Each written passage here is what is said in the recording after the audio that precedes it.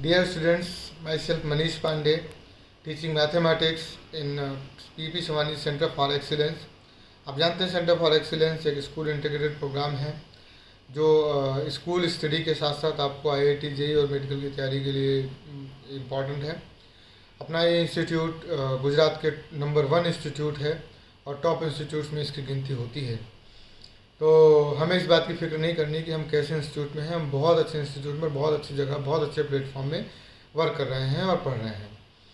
तो मैं last class में आपको जो पढ़ा रहा था वो मैट्रिक्स में मैंने आपको माइनस बता दिए थे। अब माइनस के बाद मैं आपको इस क्लास में को फैक्टर्स बताऊंगा कि को फैक्टर्स कैसे निकालते हैं। को फैक्टर्स के अलावा मैं आपको एडजॉइंट ऑफ मैट्रिक्स निकालना बताऊंगा, इन्वर्स ऑफ मैट्रिक्स कैसे निकालते हैं वो भी बताऊंगा, और उसके बाद फिर अपन लोग लीनियर साइमल्टेनियस इक्वेशंस वगैरह पढ़ेंगे।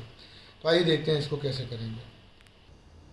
डियर स्टूडेंट, जैसा कि मैं आपको लास्ट क्लास में बता रहा था माइनस के बारे में, तो ये माइनस आप देखिए लास्ट में जो माइनस बचा था वो हुआ 1 का 3 से मल्टीप्लाई करेंगे तो 1 3 ज़ा 3, 2 2 ज़ा 4, यानी कि -1। ये आ गया माइनस। माइनस के बाद अब मैं आपको माइनस आपको समझ आ गया होगा, इन्हें माइनस बोलते हैं। जो ये नंबर इंडिकेट करके लिखा हुआ है, इस नंबर का सीधा मतलब है कि पहली रो पहले कॉलम को डिनोट करता है, ये पहली रो दूसरे कॉलम को डिनोट करता है, यानी पहला वाला लेटर रो को डिनोट करता है और दूसरा वाला लेटर आपका कॉलम को डिनोट करता है। तो मेरे ख्याल से माइनस आपको समझ आ गया होगा। अब मैं आपको को फैक्टर्स बताता हूँ। एक्चुअली को फैक्टर्स और माइनस में कोई फ़र्क ही नहीं है, थोड़ा सा एक स्लाइट फ़र्क है, उसे मैं आपको बताता हूँ। को फैक्टर्स किसे बोलते हैं? को फैक्टर्स को यूजुअली सी से या फिर यूजुअली ए से डिनोट करते हैं। तो मैं यहाँ पर आपको को फैक्टर्स सी से डिनोट करके बताता हूँ, क्योंकि सी स्टैंड्स फॉर को फैक्टर, एज मतलब जैसा कि मैंने मान लिया, ठीक है ना। अपन उसी तरीके से पढ़ेंगे जिस तरीके से अपन बहुत आसानी से चीज़ों को समझ सकें। तो को फैक्टर्स को ज़रा देखिए। को फैक्टर्स में C11, C12, C13, C22, 21, C22, C23, C31, C32, C33, ये है को फैक्टर्स। को फैक्टर्स का मतलब होता है, मैं आपको बताता हूँ। को इसका मतलब है M11। माइनस को ही लिख दीजिए, माइनस को ही लिख दीजिए, बस यहाँ पर एक साइन आपको चेंज करना होगा। -1 की पावर में इन दोनों का जो भी सम है 1 + 1 2। C12 निकालना हो तो M12 लिख दीजिए, बस -1 की पावर में 3। क्यों? क्योंकि इसका सम 1 + 2 का सम 3 आएगा। यहाँ पर -1 की पावर में 4 और यहाँ पर आ जाएगा M13। तो आपको समझ आ गया होगा कि अब जैसे यहाँ पे मैं आपको लिखता हूँ कि -1 की पावर प्लस ही आएगा, यानी M11 की जो भी वैल्यू होगी उस वैल्यू को मैं यहाँ पर लिख दूंगा। तो M11 की वैल्यू मैंने आपको निकाल के रखी थी। M11 आपका आया था -1, तो उस -1 को मैं यहाँ पर रख देता हूँ। तो ये मैंने -1 को यहाँ पर रख दिया। ये -1 is your answer. C12, M12 यानी -1 की पावर में 3, यानी कि माइनस तो आएगा ही एक यहाँ पर। और 12 क्या है? तो 12 अब जरा देखिए, यहाँ पर आपने 12 क्या निकाला हुआ था? -1 निकाला हुआ है। तो माइनस माइनस यहाँ पर हो जाएगा +1। इसी तरीके से आप 13 निकालेंगे, -1 की पावर 4 यानी प्लस आएगा यहाँ पर साइन। 13 आप देख लीजिए, 13 का साइन कैसा है? 13 का साइन -1 है, तो प्लस और माइनस -1 हो गया। C21 का मतलब भी क्या हुआ? -1 की पावर में 3 M21। तो M21 क्या है? आप जरा देखिए, M21 आपने ये लिखा हुआ है -3, तो -3 और यहाँ पर ऑलरेडी एक माइनस है, तो माइनस माइनस +3 हो गया। C22 का मतलब क्या हुआ? जो M22 है, M22 की वैल्यू क्या है? 3, क्योंकि यहाँ पर प्लस आएगा साइन, -1 की पावर में 4 और M22। तो -1 की पावर में 4 का मतलब प्लस साइन, लेकिन M22 की वैल्यू क्या है आपके पास? -3, तो यहाँ पर आ जाएगा -3। C23 का मतलब -1 की पावर में 5 और M23 की वैल्यू कितनी है? -1। तो -1 और माइनस, यानी यहाँ पर हो जाएगा +1। C31 क्या हो जाएगा? -1 की पावर में 4, इन दोनों का सम, और M31, तो M31 -1 की पावर 4 तो ऑलरेडी प्लस ही आएगा साइन, और M31 के साइन क्या है, M31 जरा देखिए यहाँ पर क्या है, -7, तो -7 यहाँ पर आ जाएगा, तो फाइनली हो गया ये -7।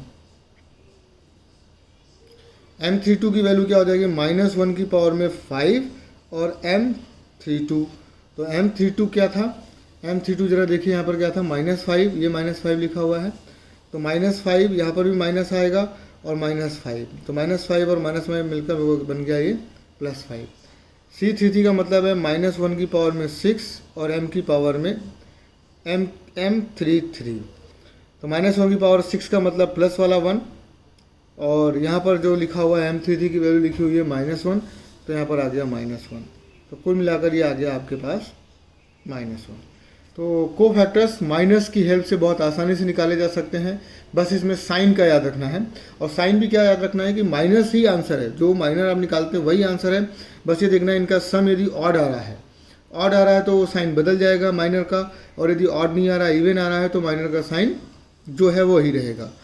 तो ऑड और इवन से आप याद रखिए कि यदि 1 1 निकाल रहे हैं तो इसका सम आएगा ऑब्वियसली इवन, तो इसमें जो माइनर है वही आपका आंसर हो जाएगा। लेकिन सपोज आप M21 निकाल रहे हैं, तो M21 में 2 और 1 का सम क्या हुआ, ऑड नंबर, तो जो भी M21 का आंसर आया और C21 में आपको लिखना है, तो C21 में लिखते वक्त M21 आपका साइन आपका चेंज हो जाएगा। तो मेरे हिसाब से आपको समझ आ गया होगा माइनस और कोफैक्टर्स किस तरीके से निकालते हैं, बेहद आसान है। माइनस और कोफैक्टर्स का यूज़ बहुत ज़्यादा है, क्योंकि अभी अपन लोग पढ़ने वाले हैं, इनवर्स वगैरह पढ़ेंगे, एडजॉइंट पढ़ेंगे, उसमें माइनस और कोफैक्टर का ही यूज़ है बेसिकली। तो मैं अब आपको बताता हूँ कि एडजॉइंट कैसे लिखते हैं, एडजॉइंट किसे बोलते हैं और एडजॉइंट को कैसे लिखते हैं। तो नेक्स्ट टॉपिक है अपना adjoint of a matrix. Adjoint of matrix किस तरीके से लिखेंगे वो मैं आपको थोड़ा सा सिखाता हूँ। एडजॉइंट ऑफ मैट्रिक्स,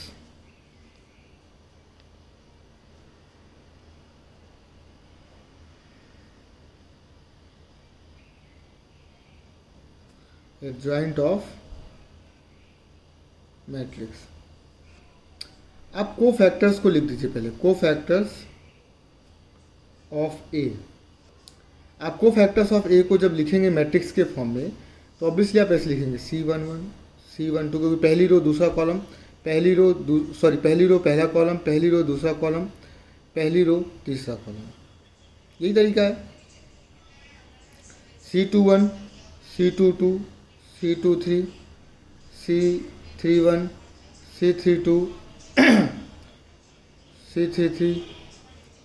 अभी कोफैक्टर ऑफ जो ए है, कोफैक्टर ऑफ ए का आप ट्रांसपोज कर दीजिए। यदि आपने इसका ट्रांसपोज कर दिया तो ये एडजॉइंट ऑफ ए आ जाएगा। एडजॉइंट ऑफ ए का मतलब होता है कोफैक्टर्स की जो डिटर्मिनेंट है, कोफैक्टर का जो मैट्रिक्स है उसका आप ट्रांसपोज कर दीजिए। तो आप इसको ट्रांसपोज करेंगे तो ये आ जाएगा C11 C12 C13, पहली रो पहला कॉलम बन जाएगा, दूसरी रो दूसरा कॉलम बन जाएगा, C21 C22 C23। आप ऐसे सोचिए कि 11 12 13 काउंटिंग की तरह चालू हो गया, 11 12 13 21 22 23 31 32 और 33, क्योंकि एडजॉइंट की ज़रूरत है, बाकी हमें कोफैक्टर्स की जरूरत मतलब यहाँ पर ही पड़ेगी।